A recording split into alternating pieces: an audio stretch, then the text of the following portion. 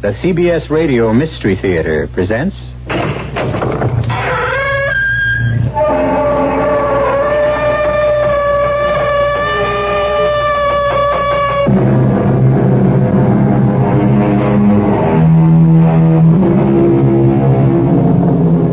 Come in.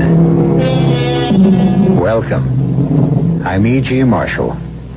Almost every high school student remembers the famous line from Julius Caesar that goes, "The evil that men do lives after them. The good is oft interred with their bones."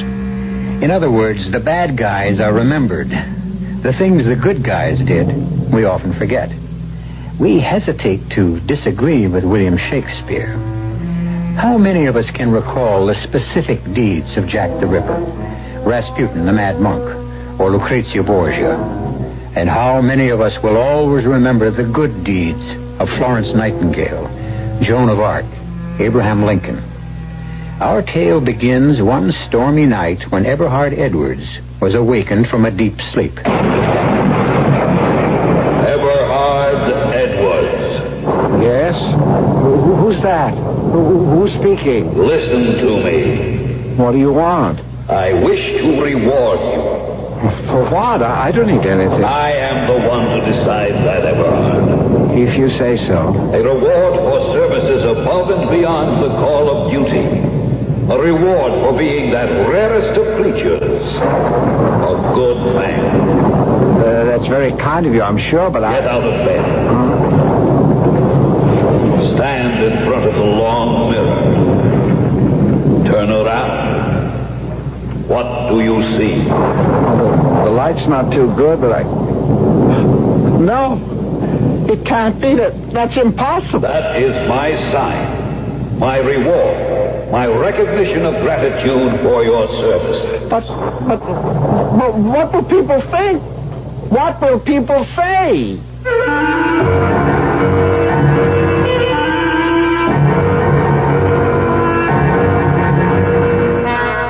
Our mystery drama, How Eberhard Won His Wings, was written especially for the Radio Mystery Theater by Arnold Moss and stars Hans Conried. It is sponsored in part by Buick Motor Division and Sign-Off, the sinus medicines. I'll be back shortly with Act One.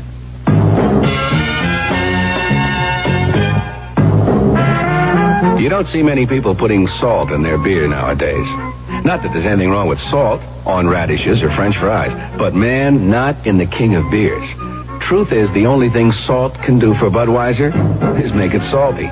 An unwise thing to do to the only beer in America that's Beechwood aged. Unsalted Budweiser has become the most popular beer in the world. That's because in brewing Bud, the Budweiser brewmaster goes all the way for a taste, a smoothness, a drinkability you'll find in no other beer at any price.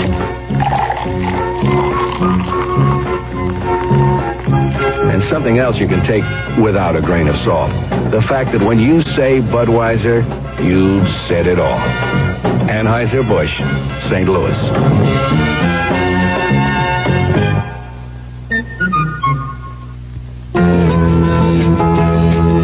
If you love spaghetti like I love spaghetti, I know what you're looking for. So come on, get ready for great spaghetti at the spaghetti store. If you want spaghetti, the best spaghetti, you don't have to look no more. Great spaghetti we've got, and it don't cost a lot at the spaghetti store. You deserve a break today. Let's go to the spaghetti store. Well, I was thinking of that. I know, but why settle for their hamburgers when the spaghetti store serves a full third of a pound of juicy beef cooked to your order? But I'm a little short today. Don't worry, a hamburger break at the spaghetti store won't break you. And there are complete spaghetti dinners for just $2.10 to $2.85. Now try to get that at McWhat's-Its-Name. When you come in, bring your appetite. There's one thing you know for sure. Great spaghetti we've got, and it don't cost a lot at the spaghetti 2731 West Northwest Highway, Arlington and Fort Worth, 2.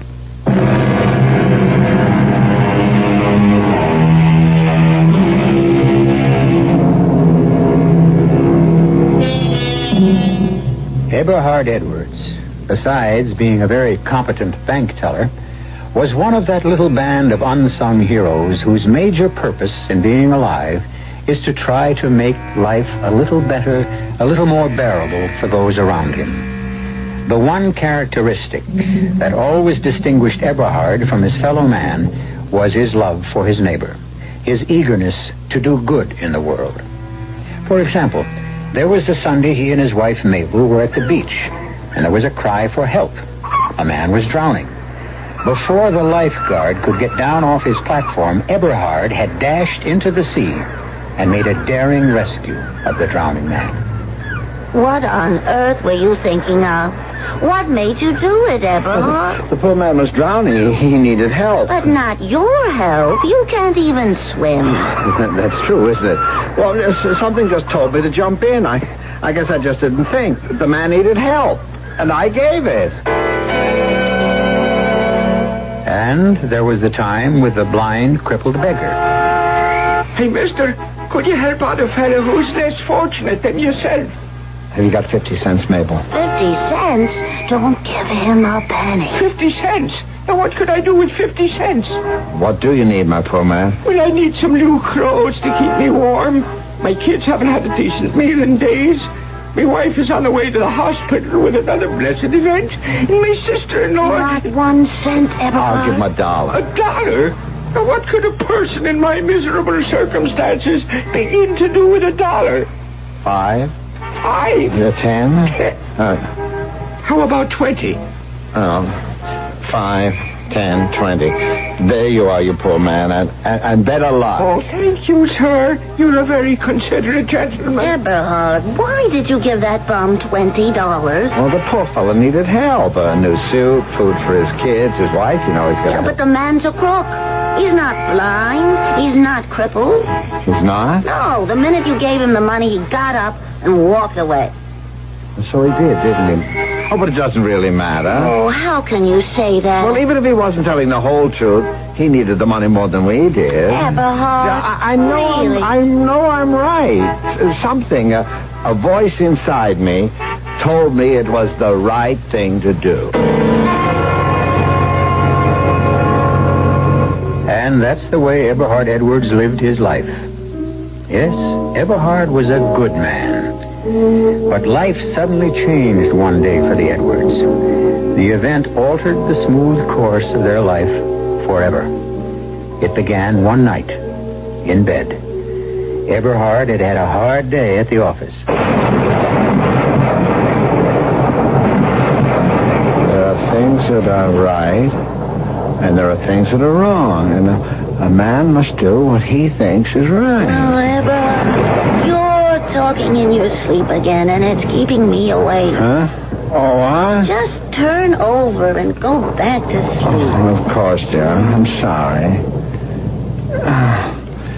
You can't always be sure. It doesn't matter. The main thing, do what you think is good. Good. Eberhard Edwards. Who's that? Who is it? I don't see anyone. Of course you don't.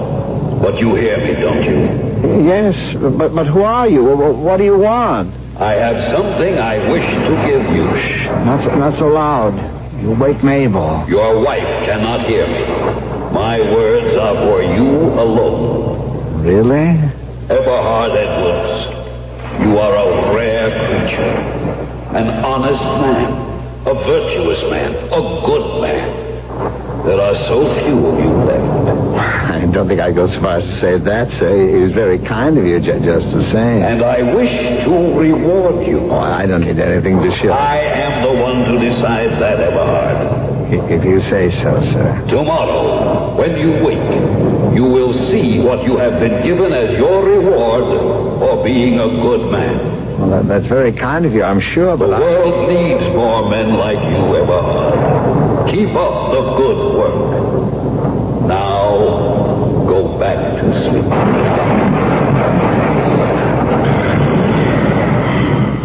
Oh, Eberhard, you're snoring again, and you're keeping me awake. What, dear? Just turn over and stop snoring. Have a little consideration. Of course, dear. I'm sorry. Dear.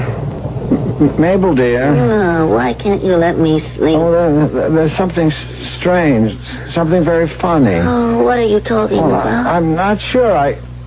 I can't turn onto my back. Oh, my God. I don't know. Well, then turn over onto your side, and for heaven's sake, let me sleep.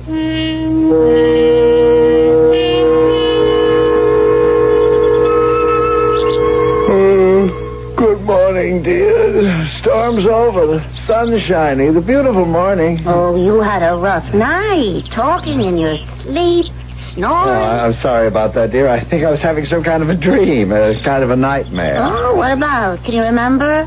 Well, not exactly. There was this voice I heard. Oh, a voice? What did it say? Was it the voice of anyone you recognized? No, but it said it was going to give me something.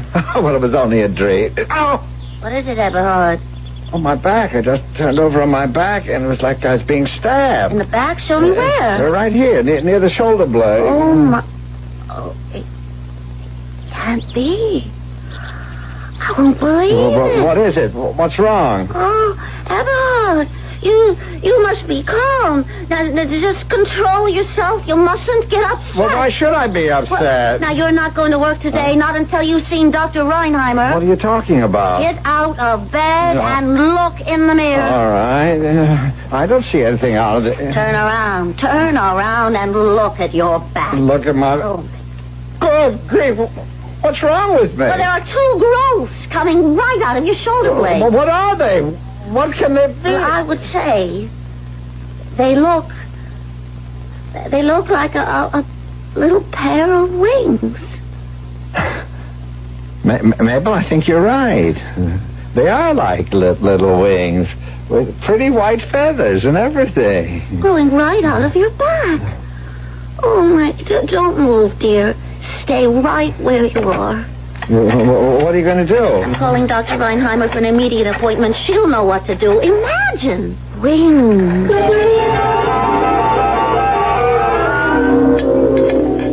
Mr. Edwards, I'm ready to give up. In the last 2 weeks, you have been given every examination known to modern medical science. Every one. And there are no answers. In over 20 years of practicing diagnostic medicine, I have never encountered a single case that even faintly resembles yours. Over 20 years. Mr. Edwards, you are a problem to medical science. Well, I'm sorry to be so much trouble. I guess it's just something I'll have to learn to live with. Oh, no, Mr. Edwards. We can't afford to give up.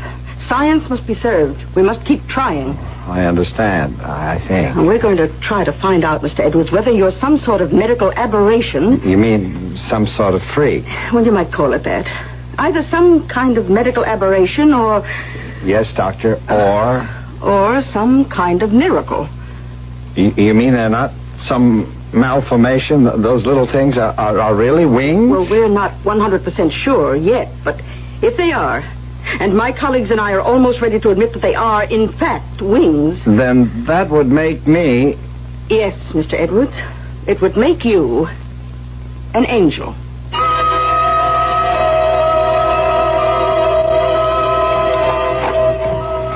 Eberhard, you must stand still. Stop turning around to see how they look. Well, I'm sorry, dear. I still haven't got used to them, you know. Oh, ruining all these perfectly good shirts, to say nothing of every suit you have on your back.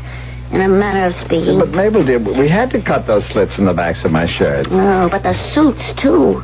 Including the black mohair. It's my favorite, and you've only had it 6 years. Well, it'll just take a little getting used to, dear. Oh, it's costing us a lot more money. But you can't expect me to ride in the subway with all those crowds. They could get bruised. They lose their nice white feathers. But a taxi to and from work every day. Yeah, I know, dear, I know. Well, I find it pretty humiliating. Humiliating? Yes. Just this morning at the supermarket checkout counter, that fresh little redhead kid dared to say, "We have a special this week on birdseed, Mrs. Edwards. 5 pounds for only 79 cents. Imagine. Oh, that was only his little joke. Well, the neighbors themselves, Eberhard, they are talking. They are talking. But they're fine people, Mabel. It doesn't hurt us. Well, some of them even think your wings are fake. That you just stick them on that way. That you're really some kind of a nut. Well, let them think what they want. Eberhard? Yes, dear? Sit down. Huh? Please. And I don't want you to get upset or excited or anything. Well, when did I ever get excited? And don't interrupt, please. Oh, I wouldn't think of it. Now, Eberhard, this whole thing is impossible. I don't know what you mean, dear. We've been married for 27 years. I've been a good wife. Well, haven't I? Oh, yes, Mabel. Yes, a very, very good wife. Yes, and there's been times when I've had to be a very patient one. You agree with that? The patience of Job. Well, my patience is at an end, Eberhard. This cannot go on any longer. Well, I don't understand. I asked you not to interrupt. Oh, I'm sorry, dear. Now, in one way or another, we've got to find a way to get rid of those awful wings. We can't possibly do that. Why can't we? They're embarrassing. They're expensive. They're useless. They're making us the butt of unfunny jokes from everyone in the neighborhood, and what's more, they're getting away, Eberhard.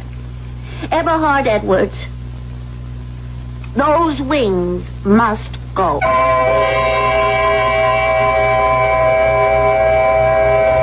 The Chinese sage Confucius once said, "True goodness springs from a man's heart.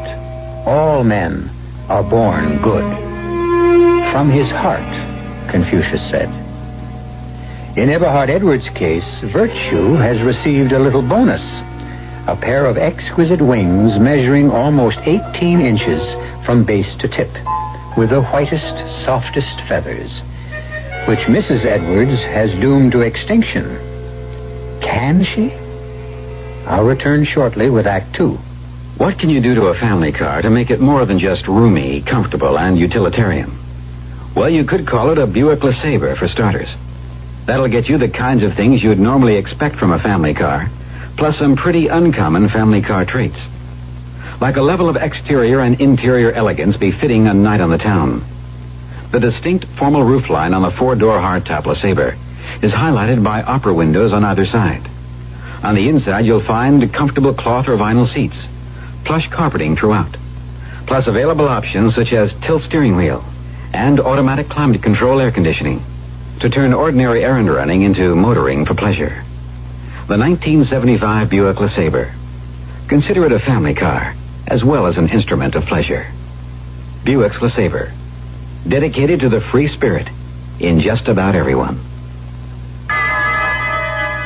There's one thing you can't make in your home workshop. Your own money. You have to work hard for it, and you expect to get the most for it. Hi, Frank Lieber here to tell you True Value Hardware stores have something special for you. Black & Decker power tools at really low prices. Number one, a 7 1/4-inch circular saw. It makes cutting lumber easier, more accurate, and a lot less time-consuming. It has a 9-amp burnout-protected motor, accurate depth and bevel controls, a full tilting shoe, and an ejection chute to keep the cut line clear of sawdust. Number two from True Value Hardware stores, a Black & Decker orbital sander for fast material removal of fine finishing. It sands right up to the edge on 3 sides, and it's double insulated for electrical safety. Black & Decker power tools at sensible prices. They're just a few of the values at the participating True Value Hardware store nearest your home. Check the yellow pages.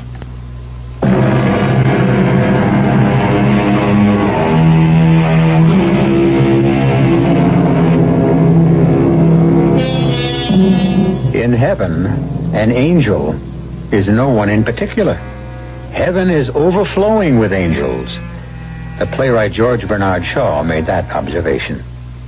Who would look even twice at a being equipped with wings in the celestial realms above us? But when that being happens to be an earthling, one of us, we look and wonder. And that happens to be Eberhard Edwards' problem now. He has won his wings fairly by virtue of his good life. And they're turning out to be more than anyone could possibly have bargained for. Eberhard, those wings of yours just must go. Oh, be reasonable, Mabel. You know as well as I do that they were given to me by you-know-who as a kind of sign, a kind of reward for being the sort of person that... Well, the sort of person that he thinks I am. Now, in a situation like that, you just don't say, thank you very much. It's very kind of you, I'm sure, but no thank you. I really don't care for your lovely little gift, and neither does my wife. You just don't do things like that. Well, whether you do or not, it's what you, Eberhard, are going to have to do. I can't, And I won't live with this anymore. But, Mabel, even if I agreed with you, and mind you, I do not, because, well, I think my wings are beautiful, and I love them, but even if I did agree with you that they were a nuisance, just how would we go about getting rid of them without offending anybody? Well, surgery, I suppose. I will not consider anything that might be offensive to whoever it was that gave them to me. We'll cross that bridge when we come to it. Let me see. Yeah, it's beginning to take shape in my mind. Yes. I think I have Well, it. I hope it's a good one. Well, think, Eberhard. How did you get those wings? Well, you know as well as I do that night during the storm I heard a voice and I woke up Oh, and that's not what I mean. You were given those wings as a sign, as a reward, as a kind of recognition, right? Well, I wouldn't go so far as to say As a that. recognition of the fact that you are considered to be a good man. Well, I think you carry it to extremes more times than not, but that's only my opinion. Obviously, there are others who don't agree with me. Well, I suppose so. Yes, yeah. and if those wings were given to you because you were or are considered to be good, then all you have to do in order to lose them... No, Mabel, no. Don't even suggest it. Well, you've just got to learn to be bad. To be a sinner. Mabel, what are you saying? I could no sooner commit a sin than I could jump over the... Well, sometimes we surprise ourselves. To sin? Well, I wouldn't know how. Where would a person begin? Well, like anything else, I suppose. The first thing to do is to get a list somewhere of what is considered to be a sin. A list? Yeah, I have it, Eberhard. I have it. The seven deadly sins. Mabel, do you know what you're saying? Well, the seven deadly sins, of course. How obvious. Well, what's obvious? Let me find out what the seven deadly sins are. Then all you have to do is to commit a couple of them, and you'll see how quick you'll shed those feathery things of yours. You really think so, dear? Yes, I'm sure of it. Now, what are the seven deadly sins? Get the dictionary. You can look it up under sins, seven, or deadly. Put it here on the table, sweetheart. Now, let's try deadly. D-C-D-A-D-E-R. Here we are. Deadly. Deadly sins. Also called seven deadly. Well, what does it say? A couple of things, and then it does list them. Write these down. Oh, yes, yeah. Okay? Pride. Pride. Covetousness. What's that? I don't know exactly. Just write it down. We'll find out later. Covetousness. Anger. Gluttony. Gluttony. Envy. Sloth. But that makes 6. And lust.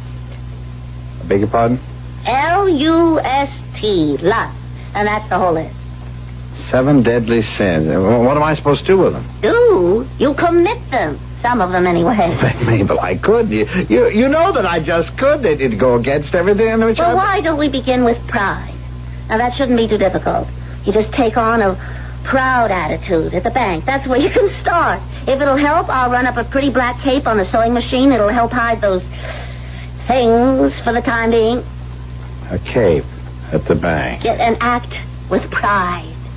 You've just been promoted after 27 years to chief teller. Isn't that something to be proud of? Well, I know, dear, but... Well, you'll walk differently. Eberhard, you'll strut, not walk, like a peacock. Head high, nose in the air, looking down on everybody. But, Mabel, I couldn't. I You'll have to learn, Eberhard. First thing tomorrow morning, you show all of them at the bank what pride really is. And it'll work, I'm sure. What's the old saying? Pride goeth something or other. Your pride goeth before a fall. Exactly. But in your case, your pride will go before the fall of those dreadful rings. Right off your back.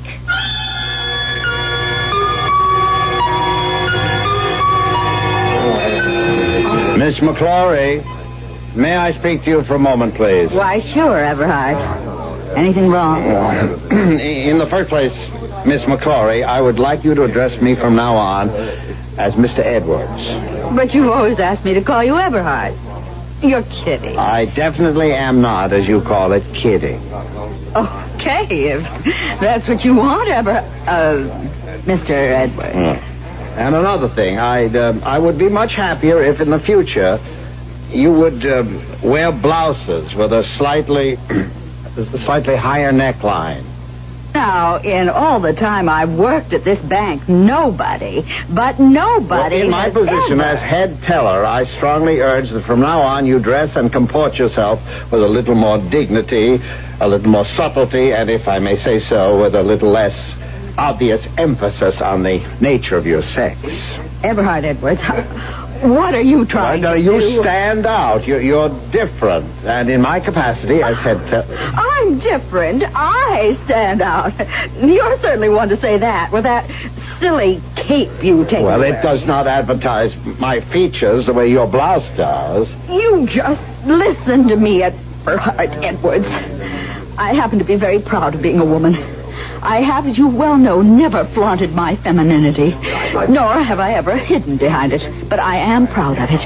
Well, maybe that's your trouble, pride. Pride my foot.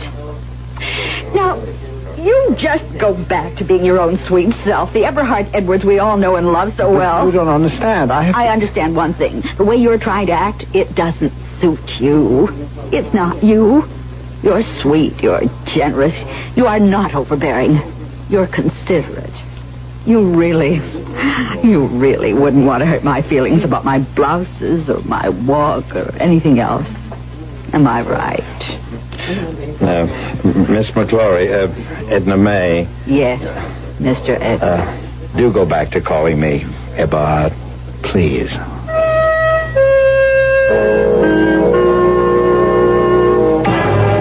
Pride, I'm afraid, is not my cup of tea. And you still have those horrible wings. Well, that's the long and the short of it, I'm afraid. Well, just because pride didn't work, it doesn't mean that one of the other 6 won't. We'll just keep trying. Or do we have to... Well, starting tomorrow, we'll try number 2 on our list. Which is? Gluttony.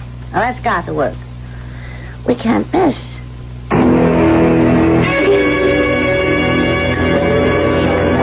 Monsieur is certain you would not like to remove his cape before dining? It's one of my, what do you call it, idiosyncrasies. Of course, monsieur. Then, to commence, may I suggest a half a dozen of our luscious oysters with our very special cocktail sauce? Well, that sounds good. Well, half a dozen for my wife. And 2 dozen for you. And 2 dozen for me. But, of course, monsieur. For the fish course. No soup? Stupid of me, madame, but of course. I would recommend our soup à croissant, watercress soup. Very light on the stomach, of unsurpassable flavor. Well, I'll skip the soup, but you have it, dear. Well, I think I prefer a good hearty soup, something that'll stick to my ribs, like a rich, heavy bean soup. Oh, but certainly, monsieur. Shall we then omit the fish since we are having a heavy soup? Oh, my husband adores fish, don't you, dear? I understand. Our chef is especially proud of the magic he creates with the filet of salmon. Well, 1 order for my wife, 2 for me. Oh, but of course, monsieur. Now, for the main course. How's your roast beef tonight? Roast beef? Oh, but excellent as always. Mm-hmm. A small portion for me, medium rare, and the special extra cut for my husband. The special extra cut way over 2 pounds. Well, I'd like it rare, with a bone, please. And a double order of your hash brown potatoes, carrots, peas, and green beans. Oui, monsieur. We skip the salad. Oh, what kind of a meal is it without a salad? Certainly salad. A big chef salad. Huh? You and madame will share one. No, 1 each. Make mine extra large. 2 chef salad, 1 extra large. And I think we'll wait till later to order dessert. You have so many tempting ones, I find it difficult to choose. Thank you, monsieur. I will send the wine steward to your table immediately. How am I doing? Wonderful, Eberhard. I'm really proud of you. But it's not just enough to order. To be a glutton, you have to eat what you order. Oh, don't worry. I can handle it if my wings must go. Madame, your oysters. Half a dozen for madame. And for monsieur, 2 dozen. Good appetite, monsieur. And, if you will permit me to say so, the very best of luck.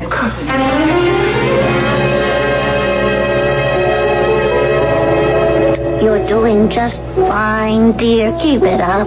Those wings will begin to shrink any minute now. Oysters, And all that soup, fish, the wine, all the trimmings. Mabel, I don't think I can eat any. I don't think my stomach is capable. Have another roll in butter, Eberhard. I'm so proud of you. You're doing wonderfully. I'm not so sure. Dear monsieur, the prime rib of beef au jus exactly as you ordered. 2 whole pounds of succulent, juicy beef. 2 inches thick, with a beautiful natural gravy that will make your mouth water. Monsieur.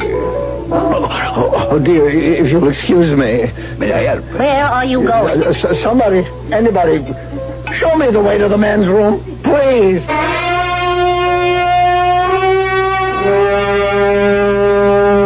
Just keep the thermometer in your mouth a few more seconds. Everything's gonna be fine. I'm sorry I let you down, dear. I meant well. Yeah, I know, dear.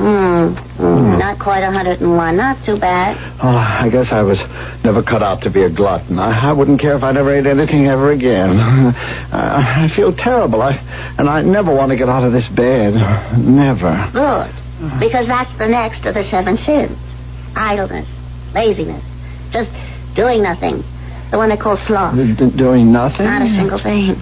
Absolutely nothing. Now, that shouldn't be too difficult, should it, dear? How does your back feel? After 3 days in bed, a little sore. Any sign of those wings shrinking? Shriveling? Just falling off? Nothing. Oh, you really are the picture of sloth. 3 whole days in bed. Maybe this whole business of the 7 deadly sins just isn't worth it, Mabel. It might be easier just to keep the wings. But you've gone this far. Mabel, I am not a proud man. I am not a glutton, and I'm afraid I'm not slothful either. I want to get up and go to work. I just can't do nothing. I hate the idea of your playing waitress, servant, nurse to a lazy man. Well, if you must know the truth, it is beginning to be a little wearing. I am tired. Is it all right, then? Only if you promise to try one of the other sins. Great. Except for shaving, I'm ready. You're all dressed. Well, I didn't want to lose any time. But remember your promise. Now, which one is next? What have we got left? Let's see. Envy, covetousness, anger, and lust. Well, could we try for anger? You know, sometimes I feel that I It's could... just what I was about to suggest. And this time we won't fail. I have a plan. Who are you calling? You'll see. Well, who? What's the difference? Well, I'd just like to know.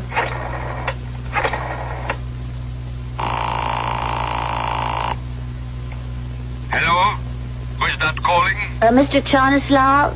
Vladimir Charnislav? Himself, in person? Oh, well, this is Mabel Edwards. You may not remember me. Absolutely correct. I don't. Well, I worked with you a few years back, Hartford. Connecticut? Of course. I remember the voice. The young lady who was so young-looking, so pretty, and already so untalented. Oh, you always had your little jokes, Mr. Charnislav. What can I do for you? Well, if I could come to see you, I have a little problem, and I'm sure you would be able to help. Could I have one small hint? Well, it would take too long to explain.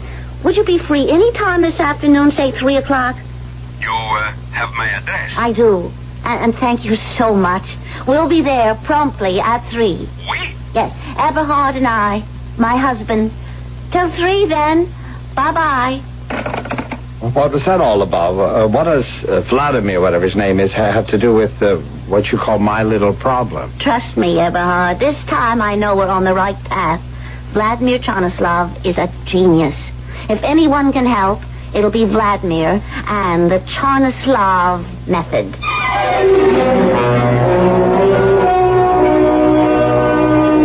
We all know it's not an easy thing to be good. Temptation keeps rearing its lovely head every minute. It's only the very strong who can wholly resist. But Eberhard Edwards is finding out that for him, it's just as difficult to be bad. I'll be back shortly with Act 3. I want that sinus medicine. Headache tablets? No, sinus medicine. Sinus tablets. Helps the headache and the pressure. Oh, you mean sign-off. Exactly. Headache pain is one thing. A sinus headache is something else. Sometimes your whole face can seem to throb with pain. You want relief. Take Sign-Off tablets. Sineoff. The sinus medicine that gives you a full dose of pure aspirin plus a sinus drainer.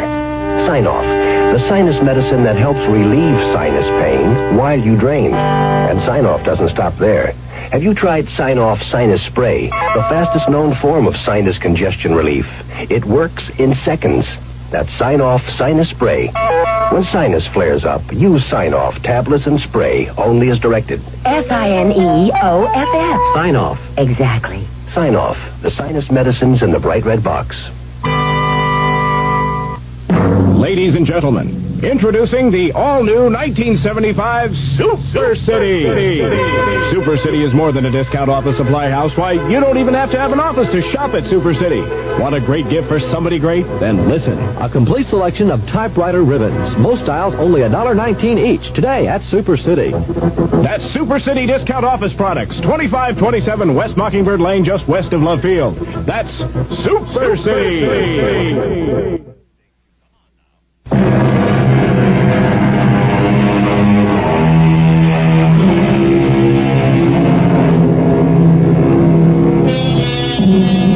There was a popular song many years ago that went, "A good man is hard to find." And we won't argue the point. It's true. But suppose that good man or woman were you. What would you do if some power chose to grant you a beautiful pair of wings? Live with them and enjoy them? Or try, inoffensively of course, to shed them? Eberhard Edwards is doing his best to lose his, but so far with very little success. Mr. Chanislav, Mabel says you're a genius. That's quite true. Well, we want you to teach him how to be angry. Angry? That's all? Yeah, but really angry. From, like you used to tell us, from the pit of the stomach. My wife has the idea, Mr. Chanislav, that if you can teach me how to be angry, not pretend to be angry, but really, genuinely furious, it would help me to lose something that I've been trying to get rid of. Your inhibitions, no? Well, that and a little bit more. Yes, I understand. Very well. We begin. First, would you kindly remove that cape you're wearing? Oh, you couldn't do that, Mr. Chanislav. There's a very good reason. I see. Well, then, take off your tie, open your collar. Now remove your shoes. All right. Oh, that's very good. Good. Now, if you please, lie down here on the floor. On the floor? Do as he says, Eberhard. Yeah. Flat on your stomach, stretch out. Stretch. More. Very good, very good. Now, on your knees. Like this? Good. Now, listen carefully. You are a strong young lion. I'm what? Don't interrupt, Eberhard. A young lion. You are in a clearing in an African jungle. You have been starving. You have hunted for days for food. You have just succeeded in catching your supper. A small gazelle. You're about to eat your supper when you see a strange young lion approaching. He comes quite close. You look into his yellow eyes. You see there the look of hunger, of desperation. He reaches out one huge paw to take away from you your dinner. At that moment, in your blind fury, your uncontrollable anger, you shake your mane wildly, look that other lion in the eye, and you let out a bellowing of hatred, a roar of frenzy. Roar, Mr. Edwards, roar! Do as he says, Eberhard. Let yourself go. I don't know how. It's very simple. Just roar! I'm sorry, Mr. Chanislav. We try something else. Stand up, please. I never was very good at impersonating. We try one more time. The Chanislav method has never failed. Mr. Edwards. Yes? You might as well know the truth. I am madly in love with your wife. I have been since the first time we met. I love her, and I am man enough to hold on to her. But you, Mr. Edwards, you are nothing. And to show my scorn for you, this. Oh, you hit me. Right in the face. You like to make something of it? Oh, you poor man, to be so carried away by your emotions that you... Well, what are you going to do about it, Eberhard? What else is there to do? Poor Mr. Chanislav. I turned the other cheek. Strike me again, if you like. Huh? Oh, I give up. For the first time, my method has failed. Leave my studio, both of you. But what you said about yourself and my wife... It wasn't true, of course. It was part of the method. Well, I hope you'll excuse me for everything. I just find it impossible to get angry, mad at anybody or anything. I'm sorry I let you down.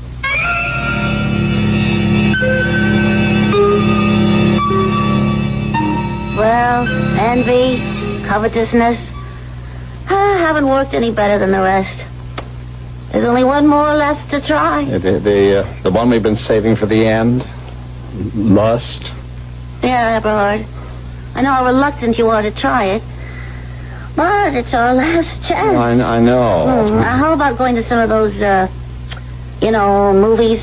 There's a whole page of ads in the paper. Or buying some of those magazines. Well, there's got to be something better, surer than that. Like what? Something where I'd be more directly involved. Eberhard. I'm ready to give up the whole idea, you know. We've gone this far. No, we must go through with it. I'm sure you'll find a way.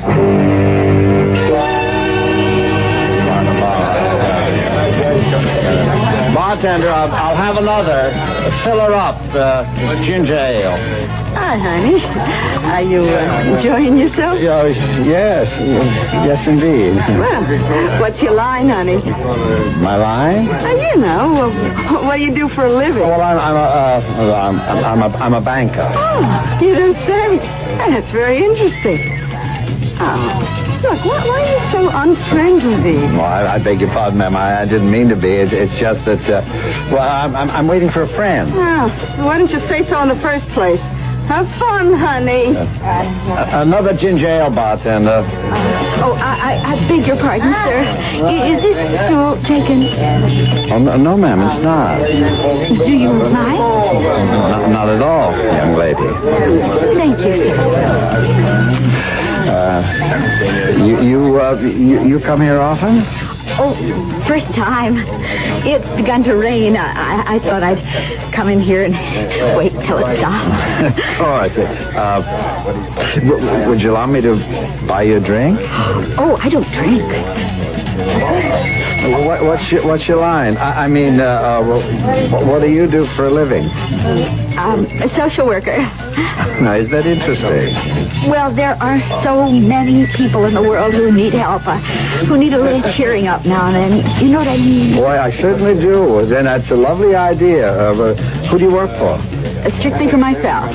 Well, I thought that most social workers have... Not me. You see, when I need it, I do my best to fill that need with nobody else's help. And I provide as much happiness as I know how. You are a lovely young woman and a good one. I like to think so. Well, there are so few people anymore who care about anybody but themselves. Isn't that the truth? Yeah. Why don't you pay the bartender? You can get out of this dump. Get out? But it's raining. We won't be going very far. You mean... But you said that you were a social... Look, honey, we're both grown up. I'm a big girl. You're a big boy. What do you say, honey? If I understand you correctly, and I think I do, it's past my bedtime, and Mabel, my wife, won't know what's happened to me. What I'm trying to say is that I know what you're trying to say. Good night, baby. Pleasant dreams. Go home to Mama and feather your nest. Feather my... How did you know?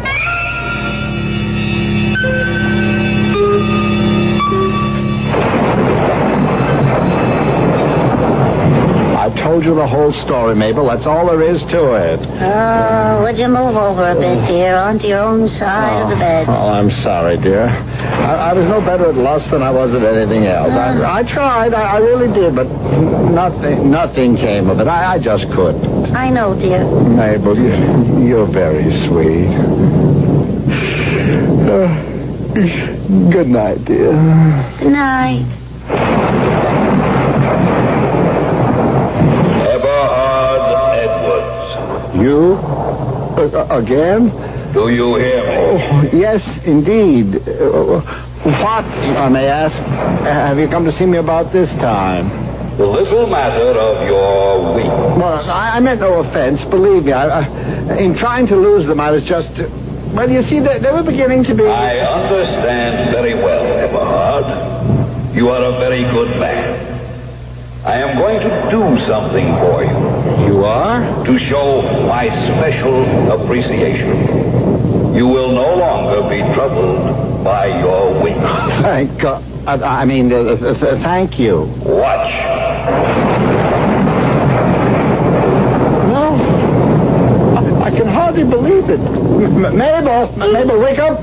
My wings, look. Oh, well, you're talking and you see... No, look, Mabel, no wings. They're gone. Oh, isn't that... What do you call that? What? Around your head. That circle of light. Eberhard, you've been given a halo.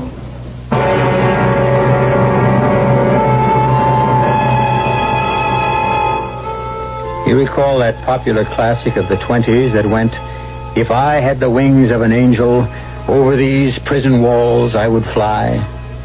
It almost became the theme song of the Edwards family. But that all changed. Now, when Mabel wants to go to sleep, she asks Eberhard to turn off his halo. The light keeps her awake. But, alas, Eberhard can't do that. And in the hope that something will happen, his bedside reading each night has become Rudyard Kipling's The Light That Failed. I'll be back shortly. Young I may be, but still I'm a man. Just turned 18 and I'll do what I can to find me a place where I can be me. Get ready for life and be free at the sea. Where do I go from here? Oh, where do I go from here? I finished the school, but what lies ahead? Don't want to get trapped, want to feel free instead. All over the world, there's so much to do. The call of the sea, don't you hear it too? Where do I go from here? Oh, where do I go from here? What about the new Navy? You'll get your chance at success, learn an exciting job, and see the world. Call toll-free 800-841-8000. That's 800-841-8000. Or see your Navy recruiter. Be someone special in the new Navy. I know where I'm going from here.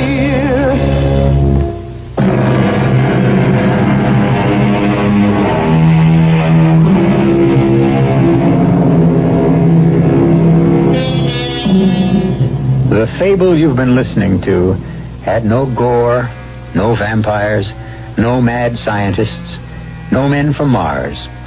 Just a simple little tale that says, in this slightly imperfect planet we inhabit, there might be a chance that some latter-day Diogenes, who spent his life looking for an honest man, might just find him in the home of Eberhard Edwards. Our cast included Hans Conried, Marion Haley, Jackson Beck, Bryna Rayburn, Martha Greenhouse, and Arnold Moss. The entire production was under the direction of Hyman Brown. And now, a preview of our next tale. Well, Mrs. Desmond, I'm sorry you did not hear my warning. Oh, no, please don't come back. I have not been away. But I don't want to talk to you. It was bad enough that you upset me, but you had no right to bother my son. It was you who interfered, Mrs. Desmond. You and your husband. You spoiled it all. I was trying to save your son before this happened. Nothing has happened, Mrs. Probrish, and I won't let you alarm me anymore. But you are alarmed, Mrs. Desmond, and well you might be. Why did you let him go? See, they're already out of sight. And if you don't act quickly, you'll never see either your husband or your son again. Radio Mystery Theater was sponsored in part by Anheuser-Busch Incorporated, brewers of Budweiser. This is E.G. Marshall inviting you to return to our Mystery Theater for another adventure in the macabre. Until next time, pleasant dreams.